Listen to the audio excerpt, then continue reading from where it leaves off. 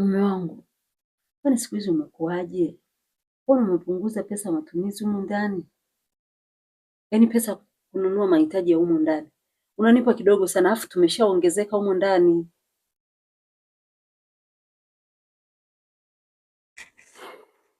Tatizo lako wewe, bajeti yako ni kama ndoto.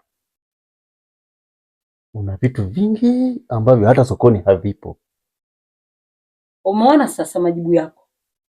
Yaani ninakwambia vitu vya msingi, mambo ya mahitaji ni muhimu, lakini majibu yako ndo yale yale.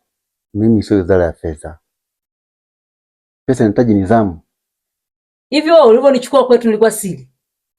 Au unafikiri hayo mahitaji mimi nayataka kwa ajili yangu peke yangu? Hiyo familia yako inakula nini? Mchele umejaa huko ndani, mahindi yamejaa huko ndani, maharage hapo, nataka nini? Ishi wewe, usiishi watu.